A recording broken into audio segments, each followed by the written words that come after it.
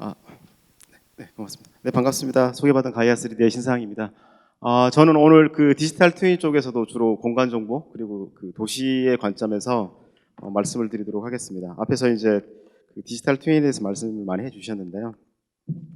앞에 말씀드렸다시피 이제 디지털 트윈은 이제 컴퓨터 속에 디지털 세상 속에 현실 속에 이제 객체 그리고 현상 프로세스 같은 정보들을 그대로 미러링을 하는 거죠. 그래서 현실 세계에서 할 수 없는 여러 가지 이제 최적화라든가 시뮬레이션을 가상 세계에서 해보고 그 결과를 다시 현실 세계에 반영하는 일련의 체계를 의미하는 것 같습니다. 사실 디지털 트윈의 그 시작을 찾아보면 대부분 제조업입니다. 제조업인데요. 그 이유는 제조업에서는 사실 환경 통제가 가능합니다. 그래서 센서들도 많이 달려 있고 공장이라고 하는 이렇게 통제된 환경 속에서 모터도 우리가 제어할 수도 있고 그 다음에 센싱을 할 수가 있습니다. 그래서 이제 사실 이렇게 IEEE의 논문을 보면 디지털 트윈의 활용 분야로 크게 세 가지가 나와 있는데요. 그 중에 66%가 제조업입니다. 그리고 이제 15%가 의료 보건 분야, 수술장에서 쓰시는 거죠. 그 다음에 이제 19%가 스마트 시티나 공간 정보 분야가 되겠습니다. 그래서 우리가 상상을 해보면 이렇게 그 제조업이라든가 또는 이제 수술장 같은 의료 보건 분야는 환경 자체를 통제할 수가 있습니다. 그런데 과연 우리가 스마트 시티라든가 도시라고 하는 사실 자연과 인간이 어우러져 살 수 있는 이런 곳에 대해서 우리가 통제를 하면서 센싱을 하고 시뮬레이션을 할 수 있는가라는 근본적인 질문들이 좀 있거든요. 근데 그런 것들에 대해서 어찌됐든 최근에는 가능한 게 아니겠느냐라는 이야기들이 있어서 많은 걸 하는 것 같습니다. 우리 도시는 여러 문제가 있는 것 같습니다. 부산도 문제가 있고 서울도 문제가 있고 다양한 문제들이 있죠. 사실 우리가 어떠한 문제에 처하고 있는지는 초등학교 교과서와 그다음에 우리 유치원 책에 다 나와 있습니다. 교통 문제, 환경 문제, 주택 문제, 고용 문제. 그래서 우리 모두가 여기 이제 이른 아침부터 여기 백스코에 모여서 머리를 맞대고 해법을 찾아보고자 하는 것 같습니다.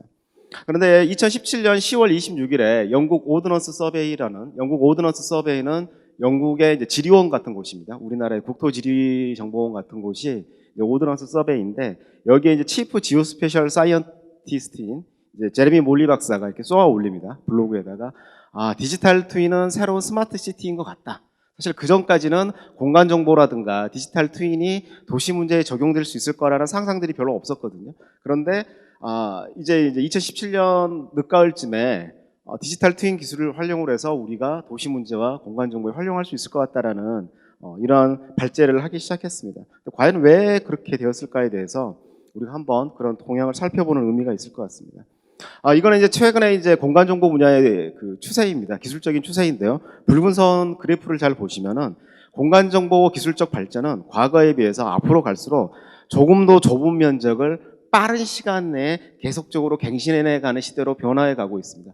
제가 공간 정보를 전공을 했을 때는 2년 전에 랜드셋이라고 하는 위성 영상을 하나 얻는 것도 버거울 정도로 힘든 시대였었는데 얼마 전에 뉴스를 보시면 그 우크라이나에서 크리미아 반도의 대교가 폭발로 인해서 무너졌을 때 바로 하루 만에 미국의 위성, 상업위성, 군사위성도 아니고 상업위성에서 하루 만에 위성들을 쭉쭉쭉 내려온 것들을 아마도 보신 기억이 있을 겁니다. 그와 같이 지금 공간에 대한 기술들은 조금 더 좁은 면적에 대해서 빠른 주기로 생산하고 생성해낼 수 있구나 이렇게 변화하고 있더라는 거죠. 스티브 리안 교수님이라고 캐나다 캘거리 대학교 공간정보 전공한 교수님이 있으신데 그분이 이제 좌측에 있는 그림과 같은 것들을 2016년 OGC 국제표준화기구 세미나에서 발표하신 적이 있습니다. 비슷한 이야기입니다. 예전에는 지역적 문제를 다루기 위해서 우리가 공간정보를 이용을 했다가 그 다음에는 객체를 위해서 이제 공간정보를 다루기 시작했다가 2000년 이후로는 사람들을 위해서 공간정보를 다루기 시작했다. 즉 여러분들이 다 쓰고 계시는 내비게이션이라든가 그런 지도들이죠.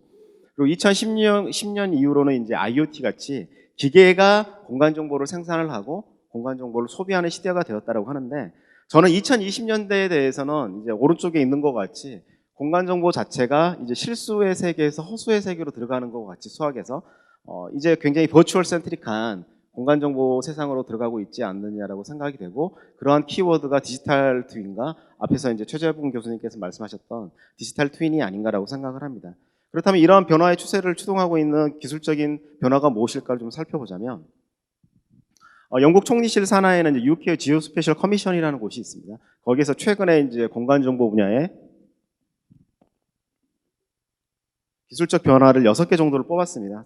찾아보면 아까 말씀드렸던 리얼타임 데이터, 이제 우리가 IoT도 있고 인공위성도 있고 지구에서 일어나고 있는 객체 정보, 현상 정보를 거의 실시간으로 획득할 수 있는 기술들이 있더라. 두 번째가 많이 오늘 이야기가 되고 있는 IoT, 곳곳에 센서가 있더라는 거죠. 소음 센서, 뭐 악취 센서, 그리고 여러분들 자체가 휴먼 에셋 센서라 그래서 여러분들도 이미 하나의 센서로서 굉장히 많은 정보들을 생산을 해서 그 다음에 통신사라든가 구글 같은 곳에 가져다 주고 있습니다.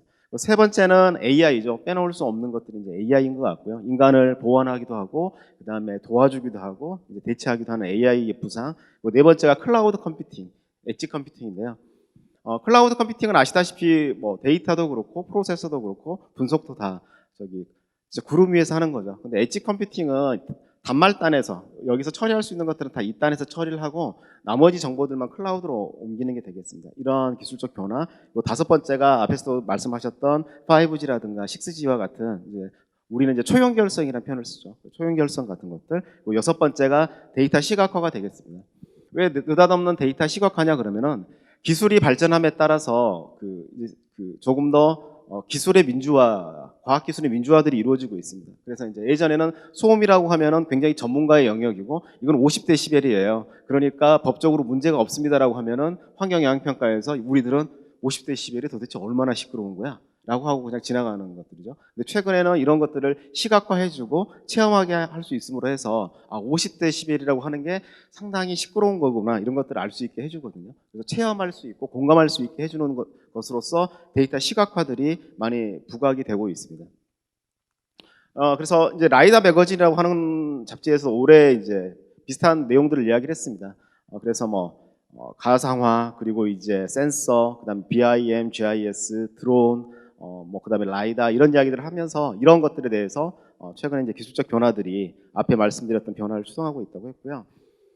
김대종 박사님이라고 이제 그 국토연구원의 디지털 트윈 센터장님께서 이제 그린 그림인데 과거에는 이제 이렇게 지도라고 하는 것들이 사실 지도를 국토지리정보원에서 만드는 순간 또는 네이버라든가 다음에서 지도를 만드는 순간 이것들은 과거의 정보로 한정이 되는 건데 이제는 앞서 말씀드렸던 6가지 기술적 동향, 10가지 기술적 동향에 따라서 이제는 현실 세계하고 가상 세계가 조금씩 동치화되더라. 완벽하진 않지만 그래서 이제 현실 세계와 닮아가는 데이터 세계라는 표현을 쓰셨습니다. 결론적으로 한 단어로 요약을 하자면 앞서 설명드렸던 기술적 변화들이 공간의 지능화를 만들어가는 것 같습니다. 그리고 이제 우리가 살고 있는 지구 자체도 우리가 인지하지는 못하고 있지만 하나의 일렉트로닉 스킨에 둘러싸여지는 것 같아요. 그래서 모든 생명체가 골격이 있고 이렇게 이제 지각 능력이 있듯이 우리 지구 자체도 객체와 그런 지구에서 일어나는 현상 정보, 인간들의 상호작용들을 센싱할 수 있는 디지털 일렉트로닉 스킨들로 인해서 이렇게 둘러싸여 가는 거죠. 그래서 제가 봤을 때 아까 말씀하셨던 이제 스페셜 웹 같은 것들도 함께 결합될 수 있는 여러 이제 가능성을 보여주는 것 같습니다. 그래서 라이브 데이터, 그다음 3D, 그다음에 우리가 다루고 있는 공간적 범위의 확장, 그리고 분석, 그다음에 시뮬레이션, 가시화 이런 기술들이 결합이 되어서 궁극적으로 이제 우리도 도시를 디지털 트윈의 관점에서 관리하고 그다음에 제어하고 그다음에 도시 문제를 해결할 수 있지 않을까라는 희망을 좀 갖고 있는 것 같습니다. 이런 생각은 이제 우리만의 생각은 아니고요. 영국 같은 경우도 보면 가장 활발하게 하는데 영국에 보면 이제 캠브리지 대학교에 내셔널 디지털 트윈 프로그램이 있습니다. 그래서 이제 캠브리지 대학교에서 그 CDBB라고 하는 센터 밑에 내셔널 디지털 트윈 프로그램이 있어서 그 제조업에서의 디지털 트윈은 이렇게 보면 이제 암을 어떻게 제어할 것인가 또는 이제 이렇게 용접기를 어떻게 제어할 것인가 분명하거든요. 근데 우리가 살고 있는 도시라고 하는 거는 아주 작은 빌딩 레벨에서부터 시작을 해서 전국적인 범위까지 확장이 되는 거죠. 빌딩 레벨, 그다음 지역적 범위, 그다음에 도시구, 그다음에 우리 부울경, 그다음에 전국 이렇게 범위가 확장이 되듯이 우리가 생각하는 도시의 디지털 트윈은 수술장에서의 의료보건의 디지털 트윈 그리고 제조업에서의 디지털 트윈하고는 조금 다르구나. 조금 더 스케일이 좀 더 멀티레이어하다. 그런 것들을 반영할 수 있는 특성들을 반영을 해서 공간 정보라든가 도시 문제를 다룰 때는 디지털 트윈을 다뤄야 된다라고 생각을 했던 것 같고요. 그래서 이제 영국 같은 경우는 보통 내셔널이 붙어서 디지털 트윈이 되면은 대부분 이제 이 도시 문제를 다루는 것들입니다. 그래서 내셔널 디지털 트윈을 적용하기 위해서는 쌍둥이 원칙을 가져야 된다. 왜? 도시라고 하는 거는 단순히 이익을 위해서, 생산성을 위해서, 그리고 빠른 효율성만을 위한 것이 아니기 때문에 공공적 가치까지, 그리고 시민의 관점까지 반영이 돼야 된다는 거죠. 그래서 영국 같은 경우는 디지털 트윈을 한다면 분명한 목적성이 있어야 된다. 그리고 이렇게 디지털 트윈을 했을 때 신뢰할 만해야 된다.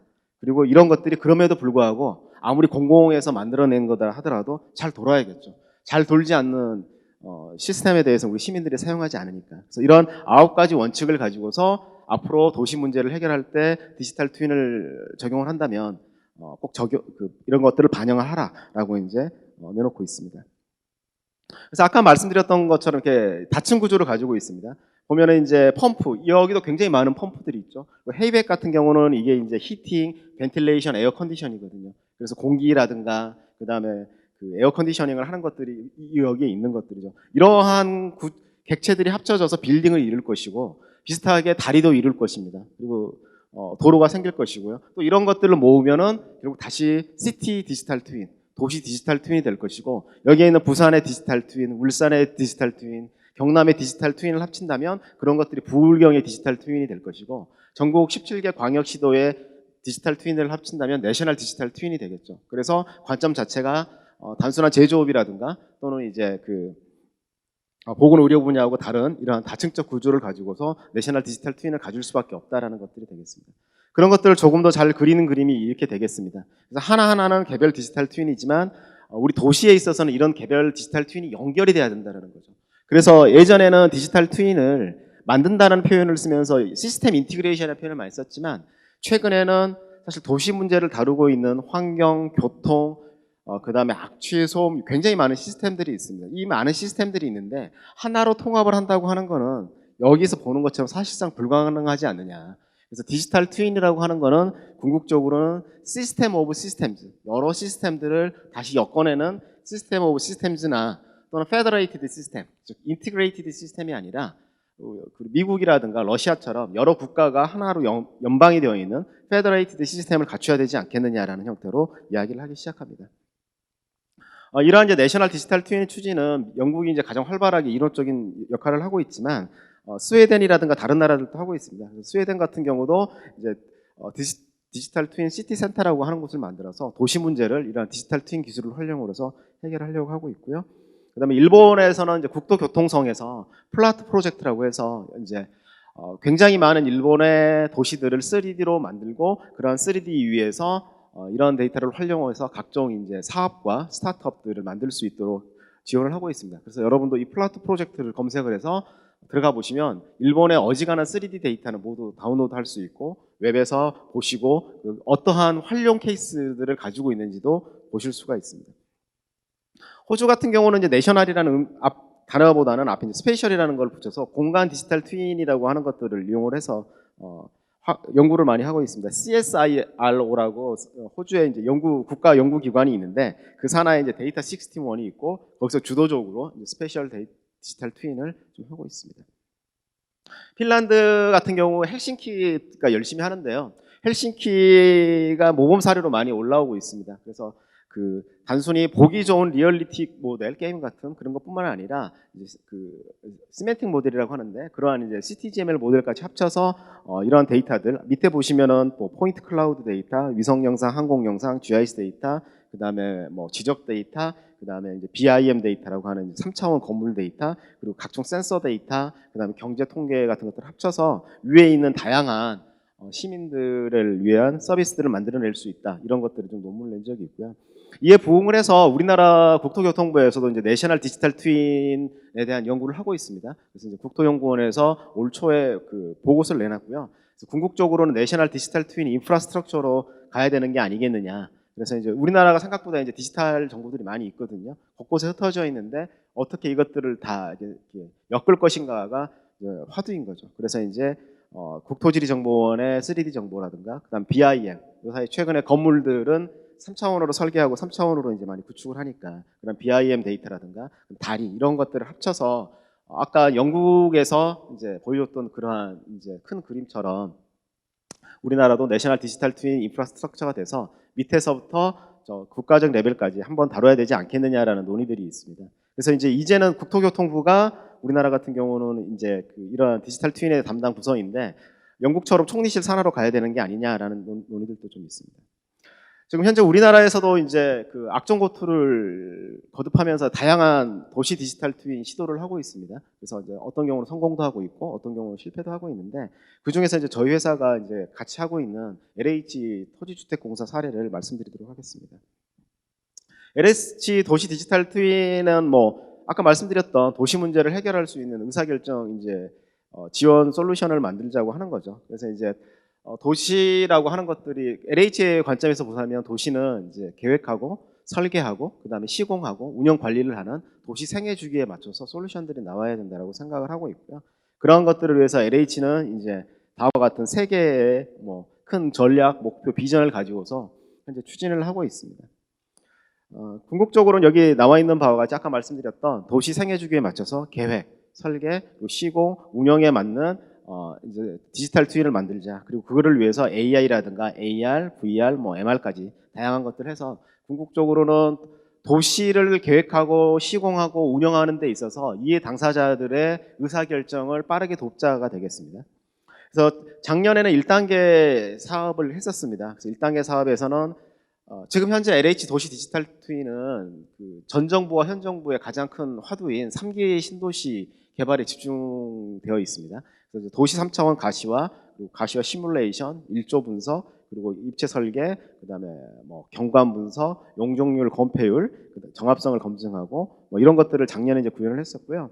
올해는 조금 더 나아가서 이제 보시는 바와 같이 대국민 서비스, 그다음에 이제 안전관리 서비스, 최근에 이제 중대재해법 같은 것들이 통과가 돼서 사고가 나면은 이제 LH 사장님도 구속이 될 수도 있거든요. 그래서 이러한 건설 안전 서비스라든가 그다음에 이제 건축물 AI를 활용한 건축물 자동 배치 다 뒤에 좀 한 번씩 보여드리도록 하겠습니다.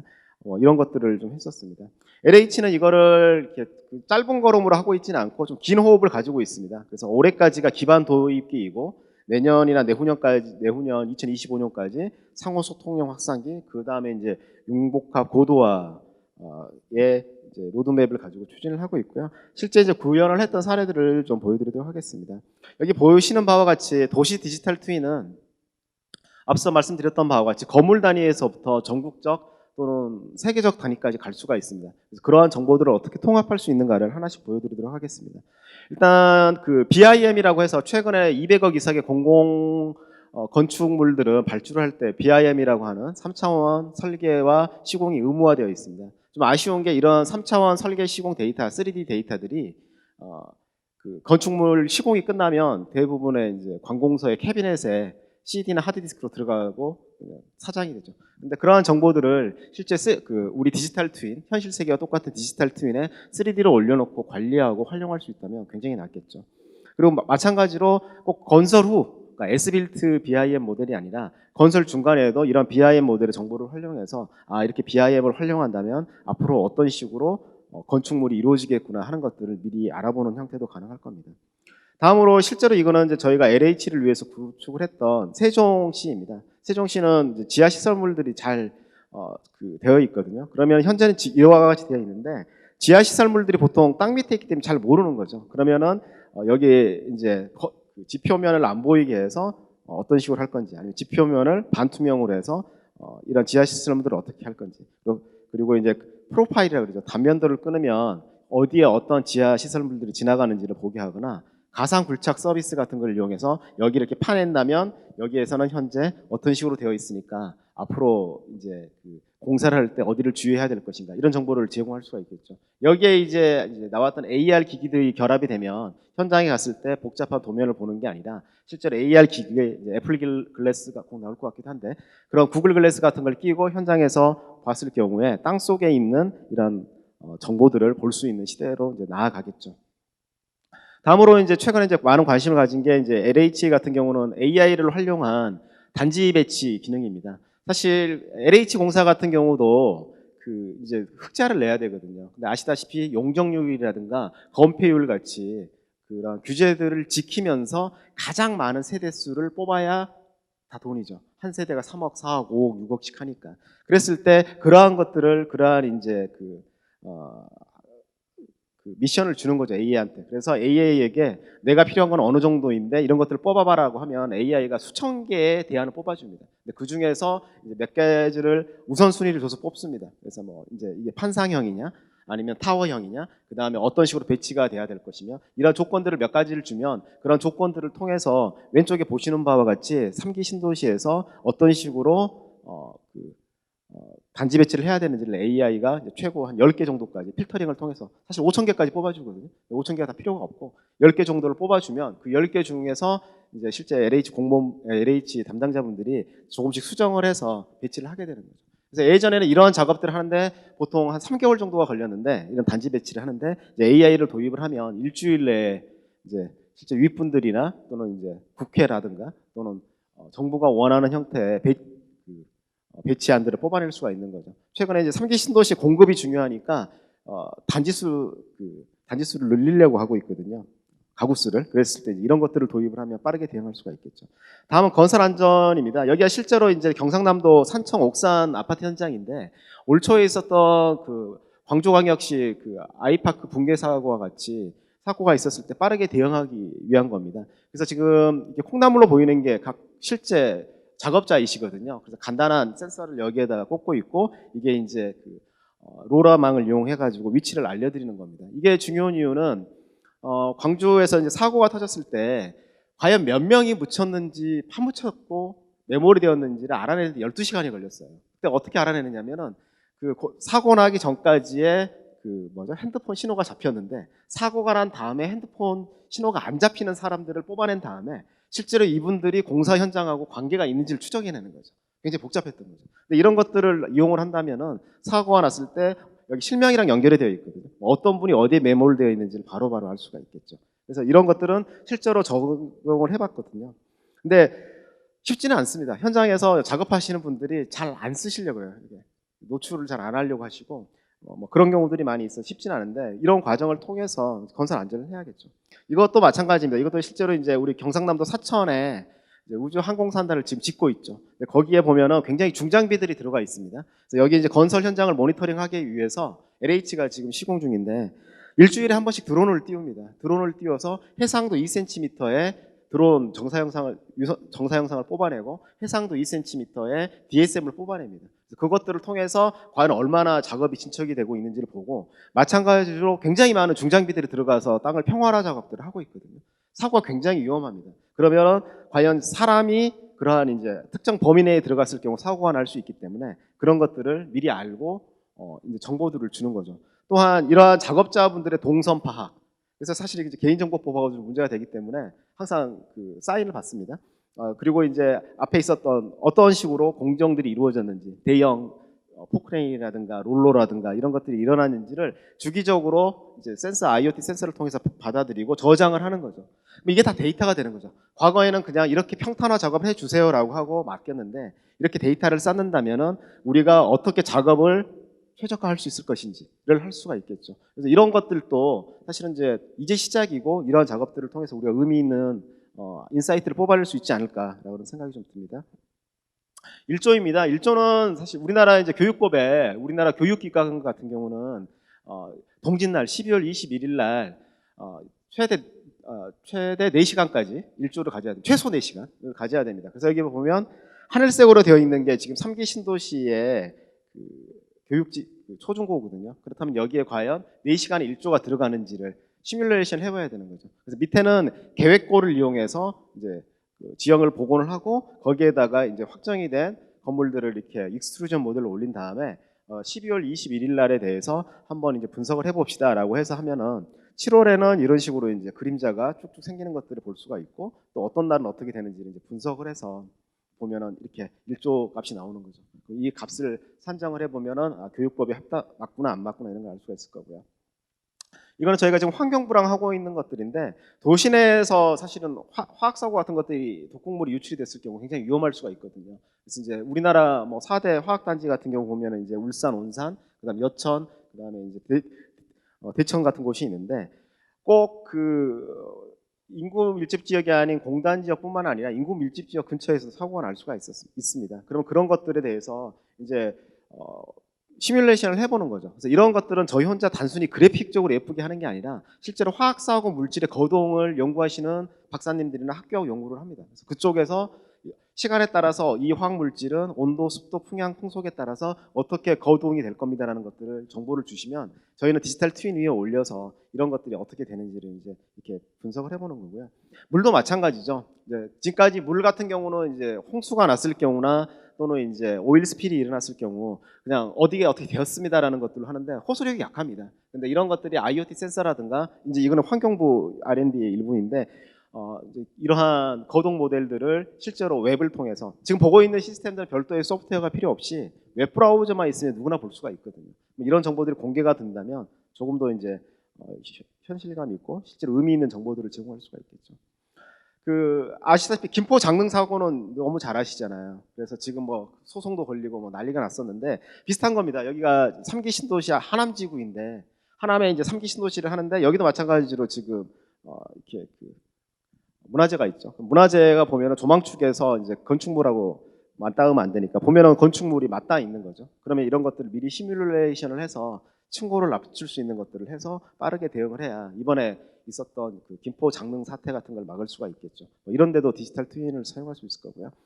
이거는 이제 기상청과 한번 같이 해본 바람장입니다. 그래서 이제 사실 우리는 예보를 하면 부산은 뭐 초속 뭐 2m/s 정도의 남동풍만 붑니다라고 하지만 기상청에는 몇몇 센서들이 있거든요. 근데 그 센서들을 이용을 해서 다시 재복원을 해서 5분 내에 이렇게 서비스를 한다면 의미 있는 정보를 뽑아볼 수 있지 않을까라고 한 거고 실제로 서울 시내에 대해서 서울이 크지 않습니까? 가로 30km, 세로 30km 정도 동그랗게 생긴 곳인데 거기를 해상도 30m 정도로 10m로 쪼개가지고 바람이 어떻게 불 수 있는지를 좀 해본 거고요. 디지털 트윈은 디지털 공간에서 이제 한계가 없는 거죠. 그래서 이제 우리가 부산은 이제 항만 도시니까 배가 있다면 배도 마찬가지가 될 것이고, 이건 이제 기상청에서 저희가 전지구 모델을 받아서 바람과 태풍과 이런 정보가 있다면 전지구 모델을 올려서 서비스할 수 있을 것이다. 이렇게 이제 이런 가능성들을 한번 보여드렸던 거라고 보시면 될 것 같습니다. 결론입니다. 그럼에도 불구하고 도시는 컴퓨터가 아닙니다. 그래서 사실 우리가 계량하고 정량적으로 분석할 수 있는 것들이 있고 할 수 없는 것들이 있습니다. 자연이라고 하는 것들은 이게 굉장히 카오스적이고 복잡게 가깝거든요. 그래서 항상 우리가 잊지 말아야 될 겸손함은 도시라고 하는 거는 컴퓨터가 아니기 때문에 디지털 트윈이 도시의 많은 문제를 해결해 주는데 도움을 주겠지만 모든 문제를 해결해 줄 것이라는 착각을 가져서는 안 된다는 거고요. 또 다른 디지털 트윈에 대한 환상을 가져서는 안 된다. 이거는 이제 사공호상 전임 국토지리정보원 원장님께서 LH 공사 세미나에서 발표를 하신 건데 디지털 트윈 중에서도 진짜가 있고 가짜가 있으니 잘 구별을 하여라라고 말씀을 하셨습니다. 가짜라고 하는 거는 명확한 디지털화, 디지털 트랜스포메이션이 되겠죠. 그런 전략과 실행 지침이 부재하고 그다음에 목적이 불분명하고 목적이 없이 과도한 3차원 모형과 화려한 시각적 효과를 강조하는 것. 이것도 사실 이해는 됩니다. 시장님들이 굉장히 화려한 걸 좋아하시거든요. 어떤 시스템인지는 잘 모르는데 그래서 이런 것들 요구하시는 경우들도 많고 그 다음에 이제 자동화하는 것들이 중요한데 다 이게 손으로 하는 것들이라든가 그리고 이제 화려한 인터페이스만 강조한다든가 또는 이기종 시스템 디지털 트윈이라고 하는 게 아까도 말씀드렸지만 현실 세계의 미러링이거든요. 근데 그렇다면 현실 세계에는 정말로 많은 현실 세계의 문제를 해결하기 위한 시스템이 있습니다. 다른 이기종 시스템이죠. 이거하고 연계가 될 수 있어야 될 텐데 우리만 독고다이다. 우리 시스템이면 다 됩니다라고 하는 거는 말이 안 된다는 거죠. 그러기 위해서 사공호상 원장님께서 강조한 게 개방형 API 그리고 표준이 굉장히 중요하다. 이것들을 잊지 말아야 된다. 그리고 데이터의 중요성을 다시 한번 강조를 하셨고요. 제가 이제 디지털 트윈 사업을 많이 합니다. 회사에서도 뭐 아까도 언급드렸던 바와 같이 환경부도 하고 있고 뭐 지금 국방부도 하고 있고 LH도 하고 있고 LX도 하고 있고 다양한 디지털 트윈 울주군 사업도 하고 있는데 오셨는지 모르겠는데 그 사업을 하고 있는데 보면은 일단 고객분들께서는 굉장히 기대가 과도하시고요. 이거 한번 설치하면 모든 문제 해결되는 게 아닌가라는 게 있고 저를 비롯한 많은 사업자들은 과장해서 판매하는 경향들이 좀 많이 있습니다. 그래서 그 중간에 중도의 길을 잘 찾으시는 게 중요할 것 같고요. 제가 제일 아쉬운 것들은 많은 분들이 왜 디지털 트윈을 구현하려고 하는가 이 비싼 예산을 들여서 왜 디지털 트윈을 구현을 하고 무슨 문제를 해결하고자 하는가에 대한 명확한 목적이 부족한 경우들이 많습니다. 목적이 없으면 시스템은 결국은 이렇게 산으로 가는 거죠. 그래서 혹시나 여기에서 디지털 트윈 사업을 하게 되신다면 반드시 왜 이 디지털 트윈을 구축을 하고자 하시는지에 대한 명확한 목적을 이해하시고 구축을 하셨으면 좋겠습니다. 네, 감사합니다.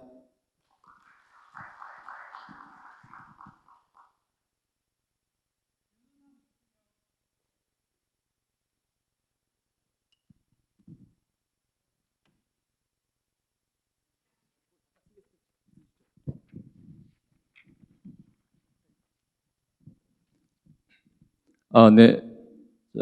인천대에서 온 최수범입니다. 강의 잘 들었습니다. 지금 산업 추세가 디지털 트윈으로 지금 빠르게 가고 있는 걸 지금 느꼈고요. 제가 좀 여쭤보고 싶은 거는 지금 산업이 또 기술이 발달이 빠르게 가고 있는데 우리나라의 제도적 기반 이 규제라는 허들이 있을 것 같은데 이 제도가 어떻게 지금 따라와 주고 있는지 지금 기술 발전만큼이나 제도가 이렇게 같이 이렇게 개선이 되고 있는지 그 부분 좀 여쭙고 싶고요. 이런 기술 개발이 결국은 이 산업화가 되어야 된다고 생각하는데 지금 하고 계시는 거는 대부분 공기업이나 또는 국가기관들 관련된 것 같은데요.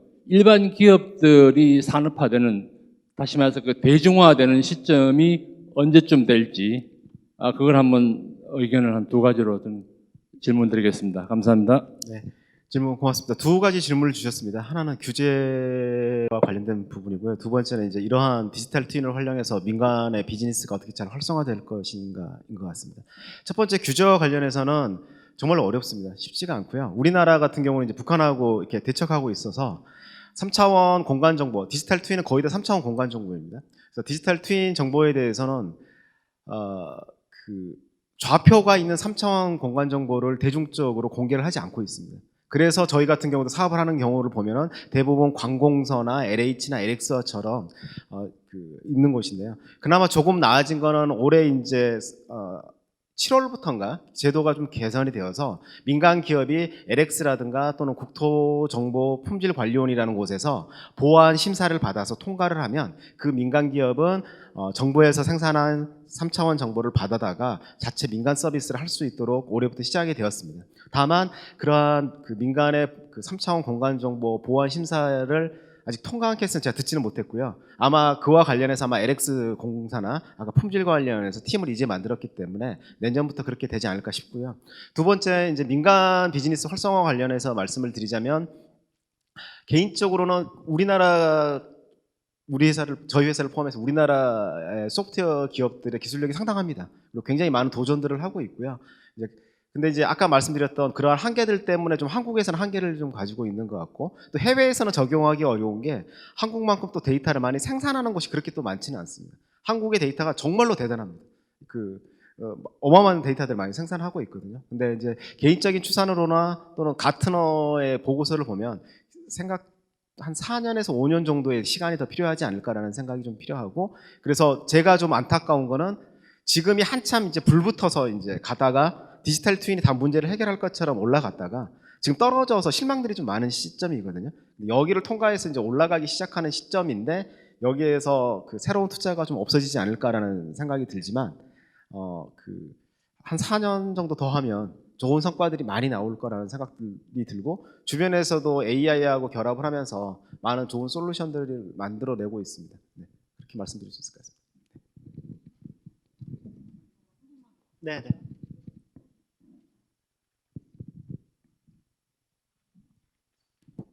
예, 안녕하세요. 한국해양수산개발원 마창모라고 합니다. 강의 잘 들었습니다.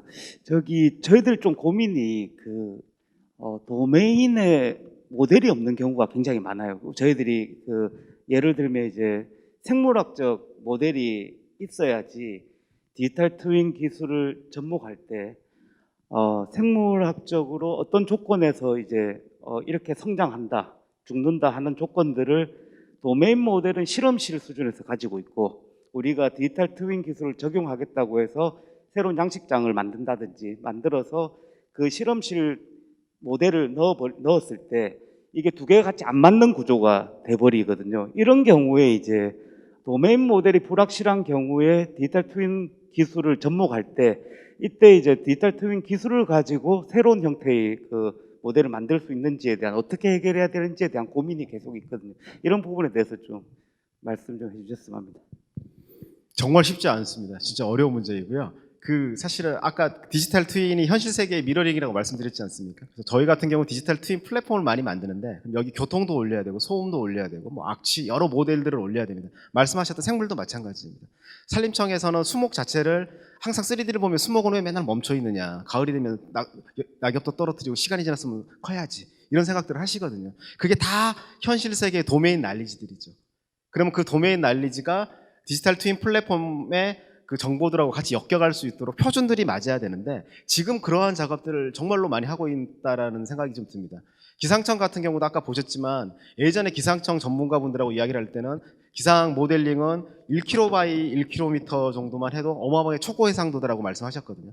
근데 지금 시민들의 눈은 이미 높아져서 아니 10m by 10m로 우리 집 앞에 바람이 부는지 미세먼지가 가는지 알려달라고 하거든요. 데이터도 그렇게 쏟아져 나오니까. 그래서 거기에 맞춰서 같이 협업을 하는데 그쪽에 표준이 없는 경우가 많아요. 그래서 아까도 이제 4003 원장님께서 말씀하셨던 것처럼 그 표준과 개방형 API가 굉장히 중요하더라. 마찬가지로 생물학적도 마찬가지입니다. 말씀하셨던 것처럼 거기서 일단 도메인 모델, 시뮬레이션 모델이 있어야 될 거고 그게 외부 세계와 연결할 수 있는 또 표준들이 있어야 될 것 같고 그래서 우리나라 같은 경우 좀 너무 많이 기술 개발에만 매진하는 경향이 있는데 좀 이 자리를 위해서 저 김대영 교수님도 계시지만 그런 면에서 표준에 대한 조금 더 많은 관심과 투자가 굉장히 중요하지 않을까라는 생각을 하고 있습니다. 이상으로 말씀드리겠습니다. 네, 여기까지 가이아 3D 신상희 대표님 발표 너무 감사드리겠습니다. 박수로 마무리하겠습니다.